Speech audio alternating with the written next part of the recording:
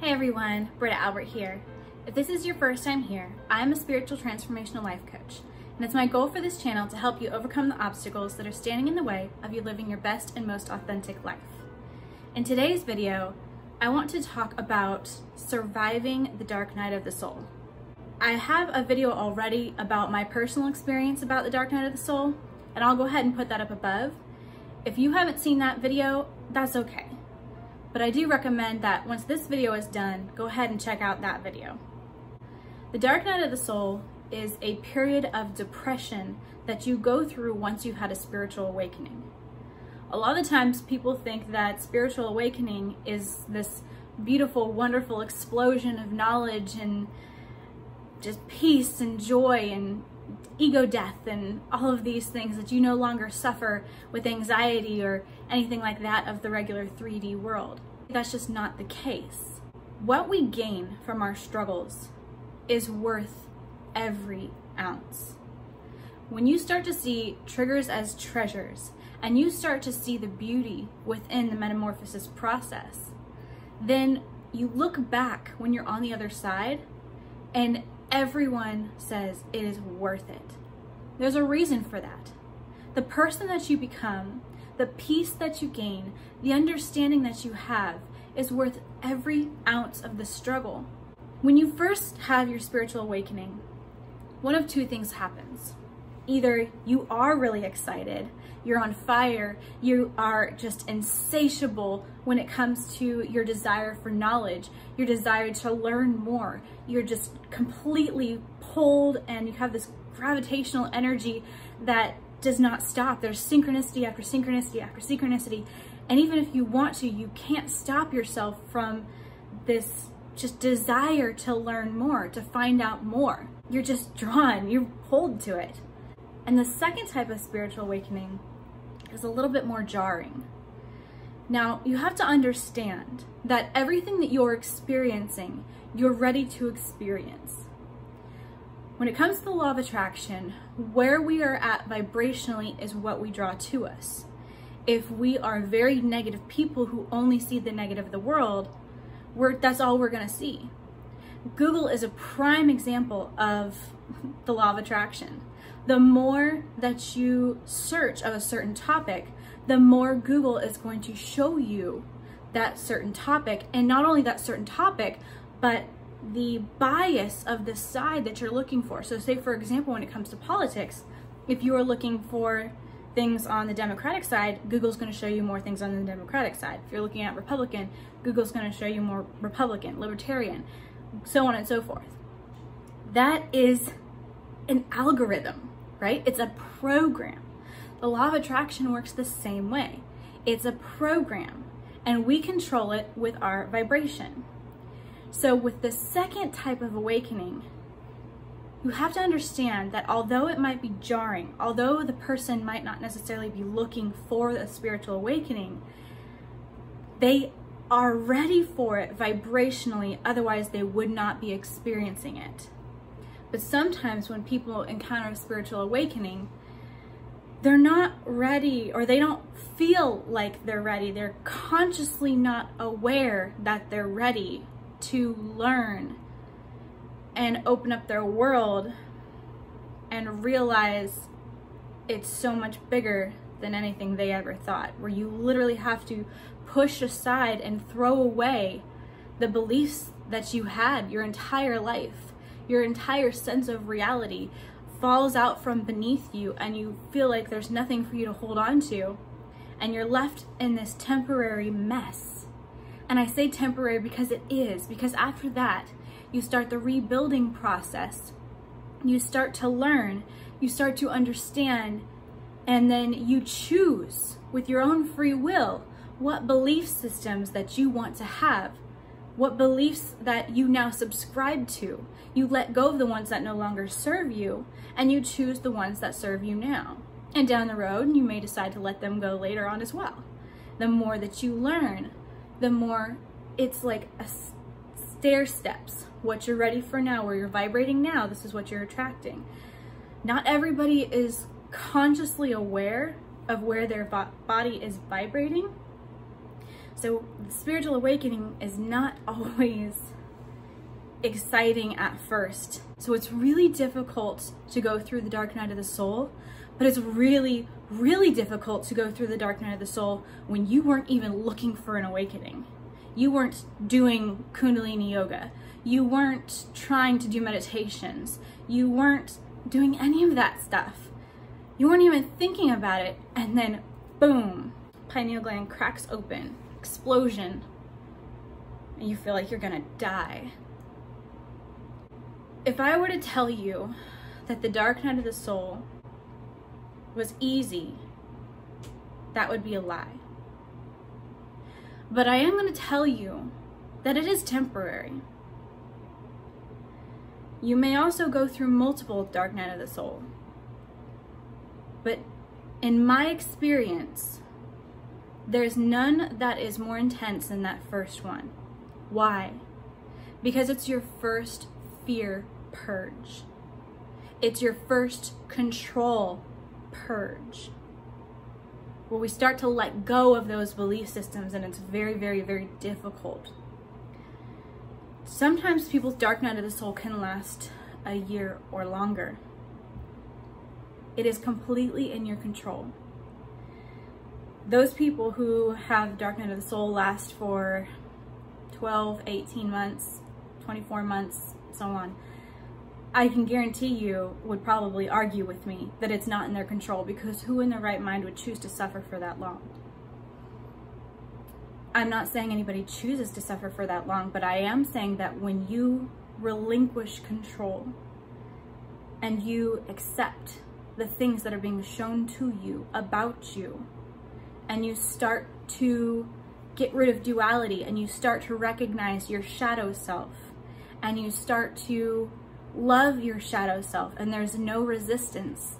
And like I've said in several videos now, it is a scale. There's not good and bad. It's a spectrum. When you realize that and there's no resistance, you can still feel fear. You can still feel anxiety. You can still feel sick to your stomach at the things that you learn, because they're terrifying, because your mind is opening. The possibilities of the world and the galaxy are opening, things that you didn't believe were true. They go against your religion. They go against your belief system, your old one. When you realize that it's all a spectrum and that it's okay, are you okay to be depressed and also be loved? Can you be okay with anxiety existing in this moment? Is it okay for it to exist? Yes, it's okay for it to exist, because the anxiety is not me. I am feeling it. I am experiencing it because I am human. I have a human body that experiences these things. Sometimes it's hormonal, has nothing to do with spirituality or any of this. We're humans. We feel these things, but it doesn't mean that's who we are. One of the best examples that I can give you for surviving the dark night of the soul, only half the population will be able to get this, and that's okay, because I think everybody in their own way knows this truth. The dark night of the soul is like labor pains. Now, if there's men watching this and you have wished that at some point in your life you could participate more in the process of childbirth, to be able to feel those feelings of a baby kicking inside of you or giving life, number one, that's completely normal. And number two, this is your opportunity. You are literally giving birth to yourself, to the new you that is coming out of the dark night of the soul. I've said this before, and it's just such a beautiful example. Another example of the dark night of the soul or spiritual awakening would be the movie Matrix, where Neo wakes up and he's in that casket thing full of goo, and he's connected to all these wires, and he literally has to pull that wire out of the back of his head. It's terrifying, it's jarring, it's traumatic. So is labor. A woman is never as close to death during her normal life, not including injury or accident or illness. But a normal life of a woman is never as close to death as the moment when she delivers. Your heart rate drops, your blood pressure drops, and your body takes over. If you have a natural birth, you know exactly the pains. But when you hold your baby in your arms for the first time and you hear it cry, you would do it all over again. Even if it was a terrifying delivery, even if it almost cost you your life. When you hold your baby in your arms and you know that everything is safe, the baby is fine, the baby is healthy, there's nothing to worry about, you can rest now, it's all worth it. You are now a mother. You are now a father. It's all worth it. So when you come out the other side of the dark night of the soul, understand you will not just be a better you. You will be a new you. And it will be worth everything. And the dark night of the soul is not designed to be a punishment. It's not a signpost in the road to tell you you've made a mistake. So many people will like to tell you that. You'll hear that. You'll hear that it's demons. You'll hear that you're possessed. You may hear that you brought this upon yourself. And you may have moments where you doubt, did I make a mistake? Did I choose the wrong thing? Am I crazy? Am I demon possessed? It's not meant to be a punishment. It's not meant to be a hazing. It's not even meant to be a rite of passage. It's the sheer fact that you cannot continue into knowledge the way that you were. You have to let those things go. It's literally a transformational metamorphosis process. If you look at the butterfly, does the caterpillar simply grow wings when it is in the cocoon? No. It literally liquefies inside the cocoon, and the body rebuilds itself better, stronger, more beautiful. But we don't talk about the liquefaction part. The caterpillar would never be the butterfly without the liquefaction. It cannot carry the weight of the caterpillar. Those wings are beautiful. Those wings are strong. They cannot carry the weight of the caterpillar. It must leave behind who it was to become who it will be. There's a veil that you are literally passing through. The dark night of the soul is just the space between where you were and where you're going. You have to let go of certain parts of control, certain parts of fear, certain parts of anxiety, certain parts of mourning, grief, loss, feelings of lack, self-hatred. Is this ringing a bell? Because you can't be who you are on the other side with those things, or you'll just be who you are now. If you don't go through the dark night of the soul, there's nothing else. And the whole point of wanting this, if you are the first kind of spiritual awakening, the whole point of looking for this, asking the questions, doing the research, asking God to show you, to help you, to be there with you, to guide you, asking for assistance, asking those questions. Ask and it shall be given to you. Seek and you will find.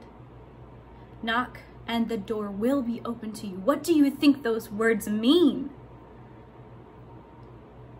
It's a relationship with God. That, my friends, is what a spiritual awakening is.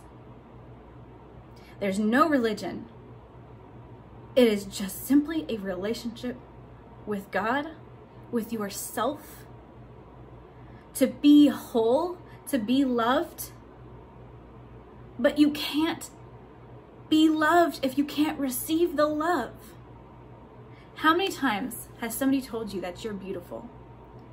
And even if you don't say it externally, in your mind you shut it away and you don't accept that compliment. How many times has somebody told you how smart you are?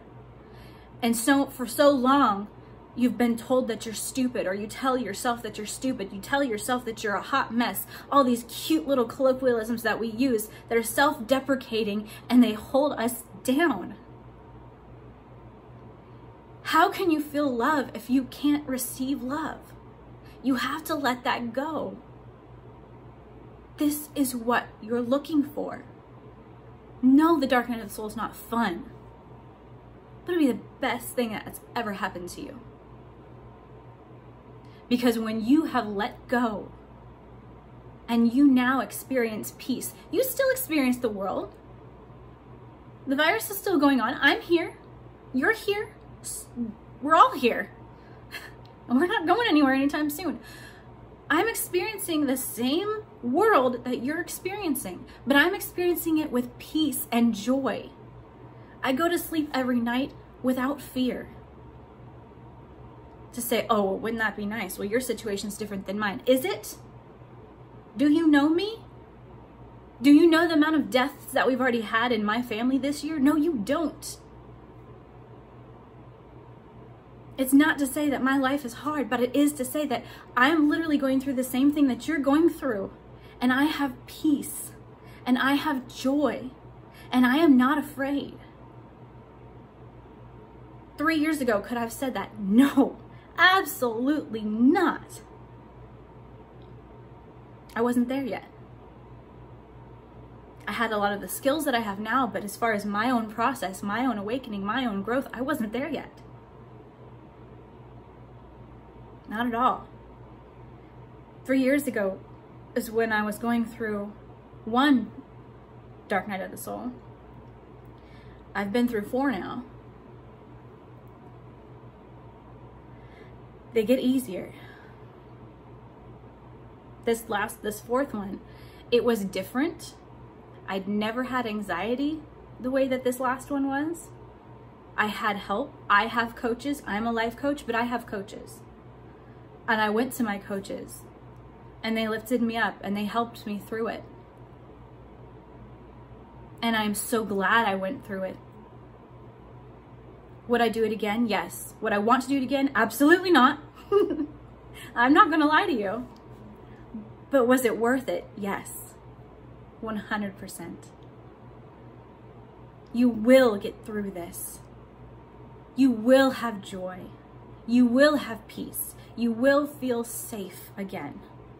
I promise you. I promise you from my own experience. You will survive this.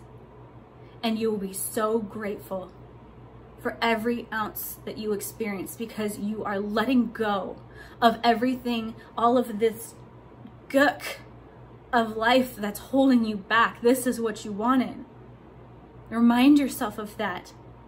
This is for your highest good. This is not to hurt you. This is not to break you down, not the way that you think. You might become broken down, but it's only to build you stronger and more beautiful. And at the end of it, you will look and you will say, I am so grateful for my dark night of the soul.